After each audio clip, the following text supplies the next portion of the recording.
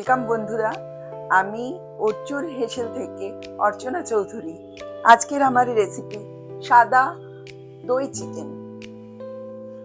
ভালো করে ধুয়ে রাখা মুরগির মাংস, তার সাথে টক দই, লবণ,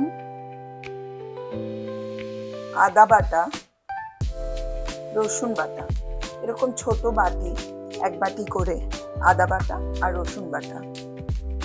আর যেটা দিতে হবে সেটা হলো এই রকম একটা বাটি পেঁয়াজ বাটা।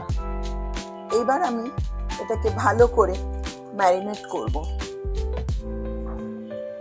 ওভারনাইট ম্যারিনেট করে রাখলে খুব ভালো হয়, আর যদি সময় না থাকে তাহলে 1 ঘন্টা ম্যারিনেট করে রাখলেও ভালো হবে।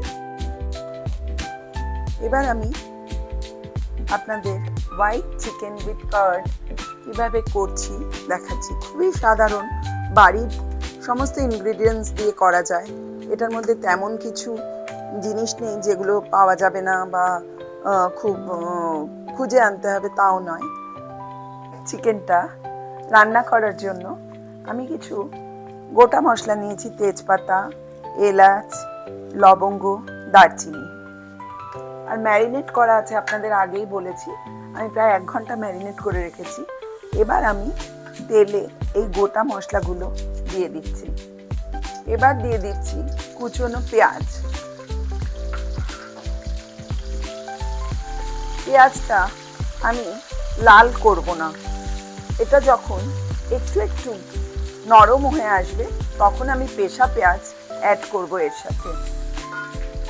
এই চিকেনটা তৈরি করার জন্য আমি এরকম একটা বলে পেঁয়াজ পেশা রেখেছি, একটা ছোট বড় মতন টমেটোর পেস্ট করে নিয়েছি, ধনে পাতা নিয়েছি, আদা বাটা এই বাটিতে, আর রসুন বাটা, নুন, একটু চিনি, লঙ্কার গুঁড়ো, গোলমরিচের গুঁড়ো আর গরম মশলা। এই আধ ভাজা পেঁয়াজের মধ্যে আমি পেঁয়াজ পেশাটা ঢেলে দিলাম, আর এই ছোট বাটির 1 বাটি আদা পেশা দিলাম, আর দিলাম রসুন পেশা, গোলমরিচের গুঁড়ো, লঙ্কার গুঁড়ো। স্বাদ মতো নুন অ্যাড করতে হবে। যেহেতু চিকেনটায় ভালো করে নুন মাখানো আছে, তাই এই পেঁয়াজের পরিমাণে নুন দিলাম। এবার যতক্ষণ তেল না ছাড়ে ততক্ষণ আমাকে এই মশলার পেস্টটাকে নাড়তে হবে।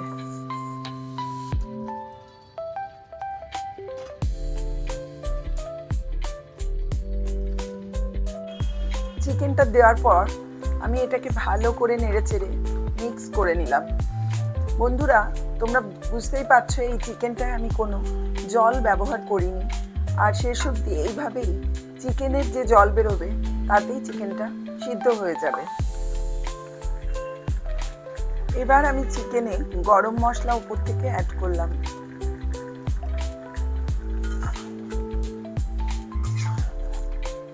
চিকেনটা ভালো করে নেড়ে চেড়ে মিক্স করে নিলাম।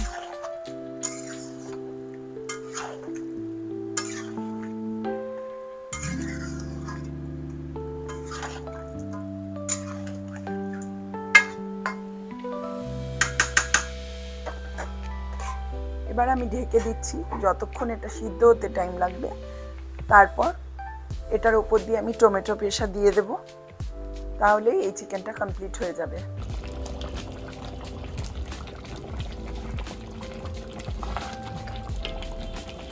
এবার প্রায় হয়ে এসেছে চিকেনটা, তাই এই ওপর দিয়ে আমি একটু টমেটো পেশা দিয়ে দিলাম, আর একটু দেব চিনি স্বাদের জন্য।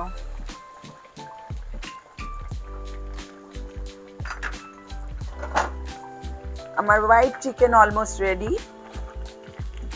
শুধু ঝোলটা আর একটু শুকোবে, তাহলে এটা আরো সুস্বাদু লাগবে।